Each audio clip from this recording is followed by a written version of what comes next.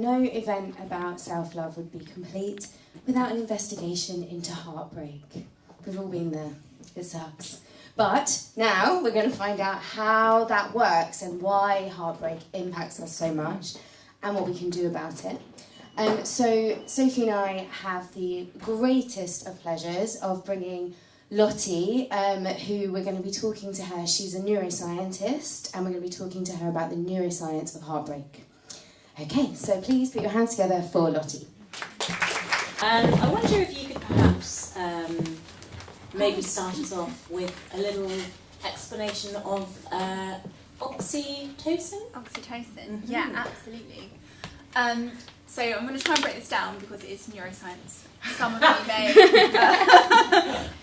have a degree in it, perhaps for a postgraduate. So you might already know this. But basically, oxytocin is the bonding chemical that enables us to actually fall in love.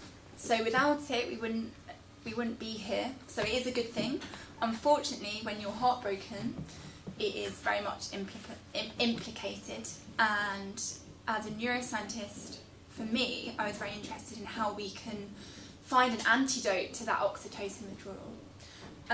Because on the one hand, it's sort of, that evolutionary narrative is being fulfilled, but on the other hand, it's completely messing up your life. So that was my job when I went to research. I went to write my book, which is out at the end of the month. So just to clarify, for those who don't have any idea whatsoever what oxytocin is, what do you mean when you say that it's the bonding hormone? Or is it a hormone? Is it chemical? What the hell is it? We'll stick with neurochemical, neurohormone. Okay, so your brain's plastic, essentially. It's not fixed. It's very changeable, and as mammals, we have a mammalian mind. We need to, every time you, say you get romantically attached to someone, when you see that person, your brain will start to wire itself in a way to sort of propagate that attachment, So, for example, a new mother, the reason why they feel elated and amazing is because their brain's starting to wire itself to be attached to their baby, right? Otherwise, we just reject our babies all the time. So every time that happens only later about teenagers.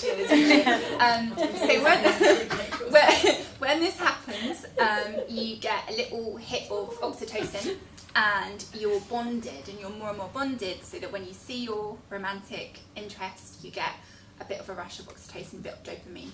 It's like a little buzz. It's a drug high, essentially. Now, oxytocin is actually so powerful that people who are addicted to cocaine or heroin are given a nasal spray of oxytocin because that is as neurally rewarding as cocaine or heroin. So that's just how good it is. So you get an idea of when you're heartbroken, why you feel so bad, and ultimately, it is the worst feeling in the world, and no one really knows how to remedy it. And that's what I'm very, very interested in. So, how do you do it?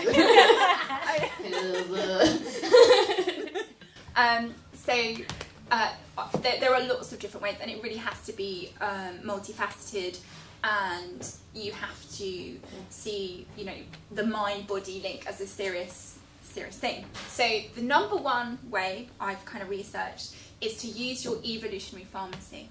So what do I mean by your evolutionary pharmacy? Well, if you think about it, millions of years of evolution have probably equipped us with something better than you can buy in the shops. We've got inside us amazing molecules, we just have to know how to activate them.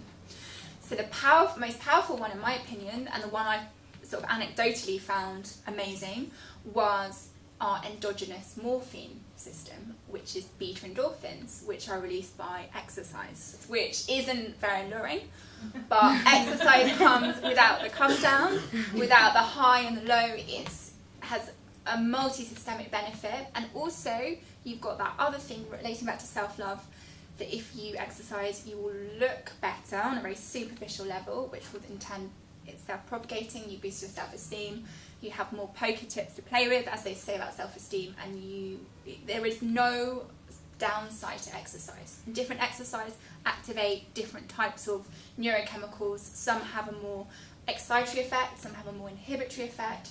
So you can sort of, explore that avenue, and that is the number one antidote that is as neurally rewarding as oxytocin. Sorry. So all this sounds more like it should be brain break than heartbreak. Because is it more your brain than your heart then? It's a very, very good question, and I think the more we know about modern medicine, we realise that it's not so much the mind rules the body or the body rules the mind, they're constantly cross-talking to each other. If you think about the heart as an organ, your heart is incredibly emotionally reactive. You get excited, your heart rate goes up. You can slow your heart rate down. You can actually regulate arrhythmias if you have an arrhythmia just with breathing and meditation alone. So you don't have to necessarily have medication. So our heart, of course, is emotional, and you do feel it. I mean, I think you do carry around a heavy heart, as it were. But I think we have to know that our mind and body is so intrinsically linked. I don't think we can separate the two. Nice. And for anyone who's listening to the exercise thing and it's just like, no, Yeah, so there are fuck some it, other I'm things. choosing heartbreak. Dancing. Yeah, There are some dancing other is things. good. There are some Is other there anything things. else that's like the Yeah, not absolutely. exercising one? Absolutely, yeah. In my book are actually seven chapters that, chocolate's very good actually. There is a nutrition element, that's another topic for another time. So the other thing you can do is you can do something called catharsis. So this is very psychologically proven to work. So when you are heartbroken, you tend to ruminate. I mean, you were saying about, why me? What have I done? And it's sort of recurring thoughts. And these loops is your brain basically stuck in a loop. It's the basis of disorders such as OCD. And you have to break the pattern and you have to release those unwanted emotions. So I recommend writing a love letter. But don't give it to your ex. Just put it away in a drawer, burn it, whatever. Because what that does is that's going to release all those unwanted emotions, all those thoughts. You're going to come to a lot of resolve just by doing that, and that's a very easy thing to do. The other thing that you can do is pleasure, is not just sexual pleasure, that obviously is good. Your brain has two reward pathways. You have the instant gratification, mammalian, animalistic side, which is food, sex, sleep. Obviously you've got to be careful because you can go down the hedonistic route, which is actually very self-sabotaging. But you also have another reward system, which is achieving goals and achieving things outside yourself. And so be very clear on your goals and your daily habits, and really reevaluate what was linked to your ex and what was dictated by society, and what you truly want to do and what goals long term you want to do. If you can help others, if you can get outside yourself, that is probably a very good distraction, and also good for being a good person. But it has been shown in a neuroscience level that you will really benefit from helping others when you're in emotional pain. For sure, that will actually give you an oxytocin release.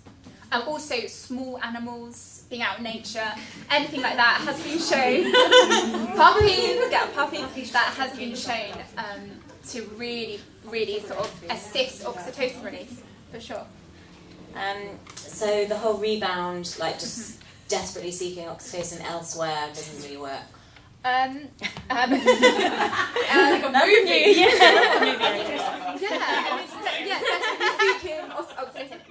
the trouble is you're on a little bit of a roller coaster. So if you are on that, you're never. Once you have that first hit, your tolerance is probably going to go up, and you're going to need more sex and more alcohol and more food. Like any drug, whereas you have a more sustained daily goal. Just choose healthy coping mechanisms that won't hurt you. the next day. I mean, drinking alcohol, fantastic for boosting your actual endorphins. The next day, you're going to have such a come down. It's not necessarily worth it, in my opinion. Easier said than done. Especially when you're heartbroken. Maybe moderation? Moderation is very good, but humans are not necessarily wired for moderation. I don't believe it. Not necessarily.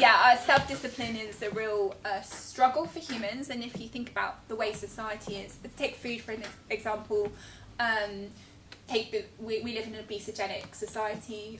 Food's everywhere, and we eat it because we're mammals. We think we have to constantly eat. We have to keep it going in. So moderation, not necessarily the easiest thing, but maybe a glass of wine a day if you can manage it. Amazing. You've got great self-discipline, but it's not. Sometimes it's not the easiest thing to do. What about self-pleasuring? Self-pleasuring, I don't see any problem with that. There aren't really any, there's not really, as far as I can see, in a sort of neuroscience health level, there's nothing wrong with it. I think go for it. As long as it's not used as a procrastination. I know a lot of people who work... Sorry. That's a good exercise too, though. Yeah, it's good exercise. Yeah, absolutely. It's with yourself. What are you doing? It's aerobic. Yeah. She's a yoga teacher. Yeah, I mean, it has been shown to increase immunity, things like that. But if sorry. Don't orgasms release oxytocin? Yeah, absolutely, and that's why. Yeah, absolutely. So that's another factor that makes you more bonded to your partner. On yourself. On yourself, more bonded to... Hey, we found it. That's it. If you want to love yourself, that's it. Yeah, absolutely. Yourself to heaven and back. Yeah. Just yourself. There we go. Yeah, I mean, absolutely. But then the only thing I'd say is quite addictive in itself. I'm not of the opinion that I don't really subscribe to the sex addiction model, but that's my personal... Yeah, sorry. No, I just had a question. Yeah. So this is something I've always wondered about when it comes to heartbreak. Like, I cannot remember, I have not experienced heartbreak to the extent that I remember experiencing it when I was 16, 17, 18. And far more in-depth and traumatic relationships have ended now, I'm in my early 30s now. So I'm wondering, is there something in our brains that matures that allows us to cope more with heartbreak? Because at that young age, when you're a teenager, you literally feel like you're going to die from the rejection. Yeah. It's the worst thing in the world. You can't ever see it getting better. And then as you grow older and it happens and you're I don't know, is there something in your brain? Is there some chemical thing that makes you more able to... I mean, anatomically, our brain doesn't fully sort of develop till the age of 21. So it could be that. It could be that you're, to sort of Freudian thing, it's more of an attachment trauma. That's your first real adult attachment, so you're withdrawing a lot more. It depends what kind of approach you want to take. In terms of neuroscience, it may just be that it's your first withdrawal from oxytocin, and obviously you weren't expecting it. You're not taught at school how to deal with it behaviourally. You're not taught the mechanisms. You don't have any tools in your toolkit. As you grow older, you've got better coping mechanisms. So. Or you just thought, fucking. Yeah. Not doing that again. Yeah, exactly. So, or a combination. I mean, obviously, I'm talking about the biological basis, but it should be combined with the psychological, sort of your psychological basis, and also think of us as autonomous, sort of spiritual beings as well. I'm just talking purely about the biological basis. So. Yeah. Just one more question. So you produce oxytocin as a bonding juice or whatever when you So